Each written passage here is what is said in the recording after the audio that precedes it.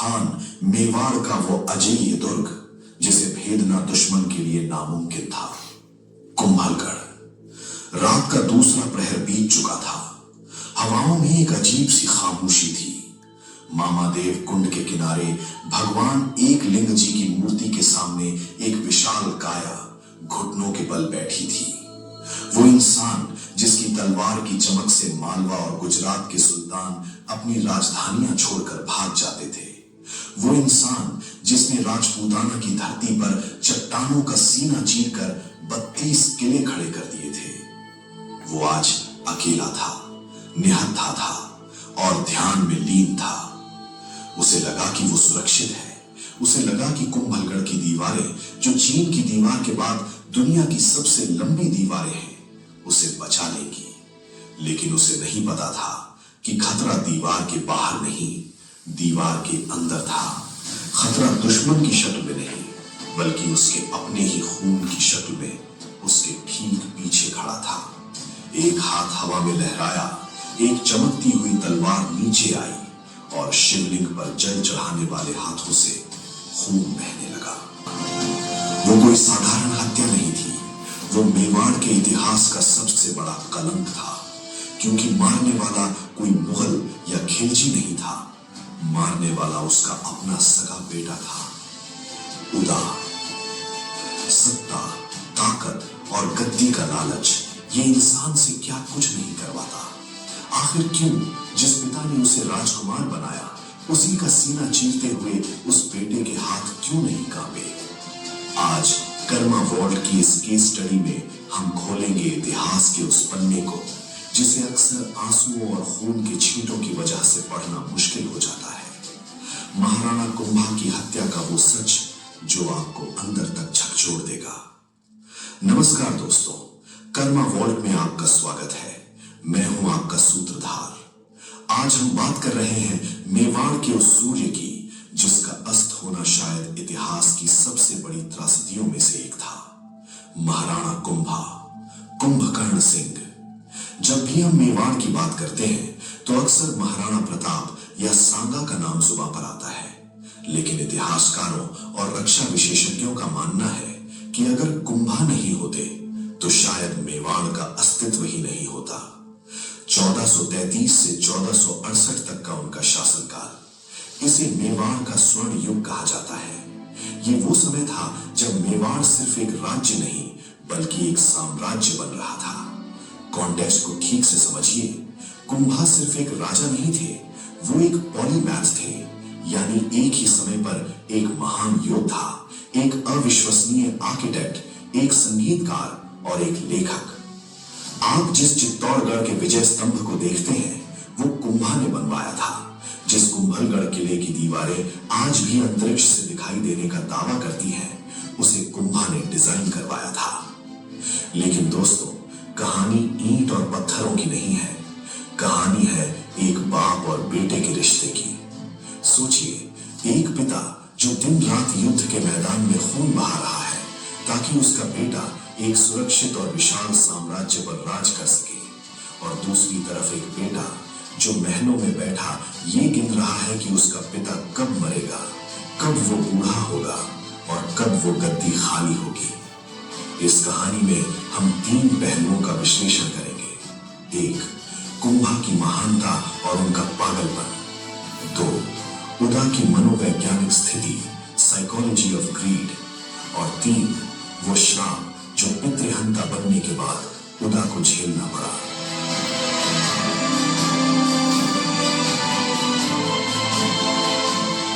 आइए इस case study की पहली परत खोलते हैं। कुंभा की हत्या क्यों हुई ये समझने के लिए आपको ये समझना होगा कि कुंभा थे क्या, उनका कद इतना बड़ा क्यों था। कुंभा जब गद्दी पर बैठे तो मेवाड़ चारों तरफ से दुश्मनों से घिरा था। मालवा के सुल्तान महमूद खिलजी और गुजरात के सुल्तान कुतुबुद्दीन दोनों ही मेवाड़ को निगलना चाहते थे। लेकिन कुंभा की रणनीति देखिए। उन्होंने सारंगपुर के युद्ध में न सिर्फ महमूद खिलजी को हराया बल्कि उसे बंदी बनाकर 6 महीने तक चित्तौड़ में रखा और फिर एक सच्चे राजपूत की तरह उसे माफ करके छोड़ दिया। ये थी कुंभा की फितरत, निडर, दयालु और अजय। यहां एक लॉजिकल पॉइंट नोट कीजिए। कुंभा ने अपने जीवन काल में मेवाड़ में 84 में से 32 किले बनवाए।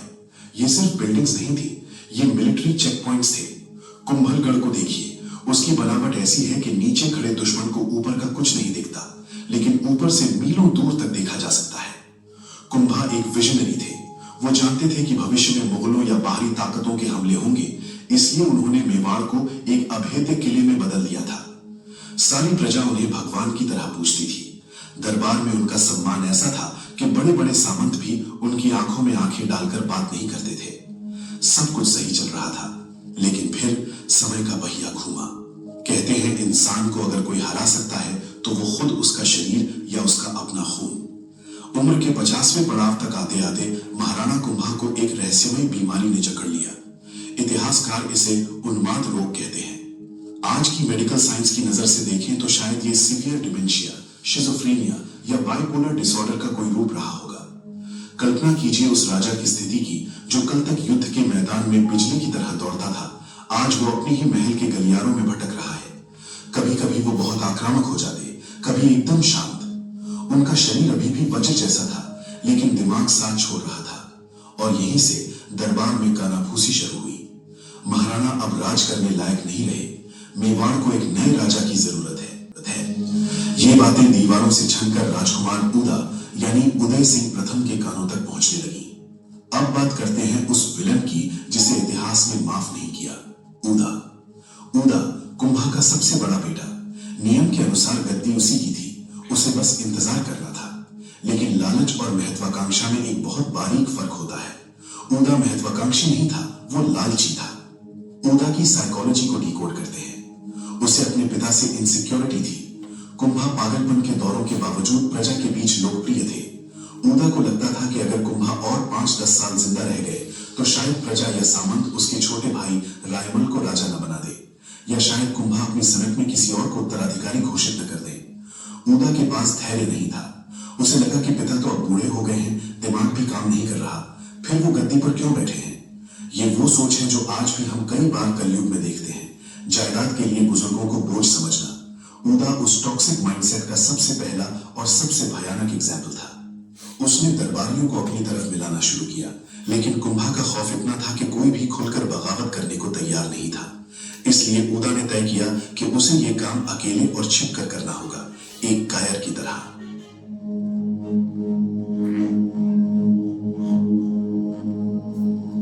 1468 की वो रात आ गई। महाराणा कुंभा कुंभलगढ़ दुर्ग में थे। अपनी बीमारी की वजह से वो अक्सर एकांत में रहना पसंद करते थे। उन्हें शांति सिर्फ एक ही जगह मिलती थी, मामा देव कुंड के पास। दृश्य को अपनी आंखों के सामने लाइए। रात का सन्नाटा, पानी की हल्की आवाज। महाराणा कुंभा जिनकी एक आवाज से हजारों तलवारें म्यान से निकल आती थी, आज वो निहत्थे बैठे थे। उन्होंने अपनी भारी तलवार एक तरफ रख दी थी। वो भगवान शिव की आराधना कर रहे थे। उनकी आंखें बंद थीं। तभी पीछे से कदमों की आहट हुई। क्या कुंभा ने उसे सुना होगा? शायद हाँ, लेकिन क्या उन्हें शक हुआ होगा? नहीं, क्योंकि पीछे कोई दुश्मन नहीं, उनका अपना बेटा था। शायद उन्हें लगा होगा कि बेटा भी दर्शन करने आया है। उदा धीरे धीरे करीब आया। उसके हाथ में एक नंगी तलवार थी। उसके पसीने छूट रहे थे, लेकिन आंखों में सत्ता की भूख थी। जैसे ही कुंभा ने जल चढ़ाने के लिए दोनों हाथ ऊपर उठाए, उनका पूरा शरीर असुरक्षित यानी एक्सपोज्ड हो गया। और तभी खचाक, उदा ने पूरी ताकत से तलवार अपने पिता के शरीर में उतार दी। एक बार नहीं, कई बार। एक महान योद्धा जो 50 युद्धों में नहीं हारा, उसे किसी दुश्मन की तलवार नहीं बल्कि अपने ही बेटे के धोखे ने मार गिराया। महाराणा कुंभा वहीं कुंड के किनारे गिर पड़े। खून पानी में मिल गया। कुंभलगढ़ की वो पवित्र जमीन पिता के खून से लाल हो गई। उदा वहां खड़ा होकर अपनी जीत देख रहा था। उसे लगा उसने मेवाड़ जीत लिया, लेकिन असल में उसने मेवाड़ को खो दिया था। कहते हैं आप दुनिया से झूठ बोल सकते हैं, लेकिन समय और कर्म से नहीं। उदा ने राजा बनने के लिए पिता को मारा। वो गद्दी पर बैठा भी। उसने खुद को राणा उदय सिंह घोषित किया, लेकिन क्या वो राज कर पाया? यही है कर्मा। जैसे ही मेवाड़ के सरदारों और सामंतों को पता चला कि कुंभा की मौत कोई बीमारी नहीं बल्कि हत्या है और हत्यारा उनका अपना बेटा है, पूरा मेवाड़ उबल पड़ा। जिस गद्दी के लिए उदा ने अपने पिता का खून बहाया, वो गद्दी उसे कांटों की तरह चुभने लगी। सरदारों ने उसके सामने सिर झुकाने से मना कर दिया। उसे पितृहंता यानी पैट्रिसाइड कहा जाने लगा। महज कुछ ही सालों में उसके छोटे भाई रायमल ने उसे बुरी तरह हराया। उदा को अपनी जान बचाकर भागना पड़ा। वो मेवाड़ से भागा, दर दर की ठोकरें खाई और अंत इतिहासकारों के अनुसार उदा की मौत आकाशीय बिजली यानी लाइटनिंग स्ट्राइक से हुई। सोचिए, जिस इंसान ने सत्ता के मद में अपने जनक यानी क्रिएटर को मारा, उसे प्रकृति ने अपनी आग से भस्म कर दिया। न गद्दी मिली, न सम्मान मिला और न ही शांति से मौत मिली। महाराणा कुंभा आज भी अमर है। उनका विजय स्तंभ आज भी आसमान का सीना चीर कर खड़ा है। लेकिन उदा इतिहास के पन्नों में एक काले धब्बे की तरह सिमट कर रह गया। ये कहानी हमें सिखाती है कि शॉर्टकट और लालच से आप चीजें हासिल तो कर सकते हैं, लेकिन उन्हें भोग नहीं सकते, क्योंकि जिस नींव में अपनों का खून मिला हो, वो इमारत कभी टिक नहीं सकती। अगर आपको मेवाड़ के इतिहास का ये कड़वा सच पसंद आया और आप चाहते हैं कि हम ऐसे ही और अनसुने किस्से आपके सामने लाएं, तो इस वीडियो को लाइक करें और कमेंट्स में लिखें जय मेवाड़। क्या आपको लगता है कि उदा के साथ जो हुआ वो सही था? अपनी राय जरूर बताएं। मिलते हैं अगले मंगलवार एक और रहस्य के साथ। तब तक के लिए सावधान रहें, सतर्क रहें।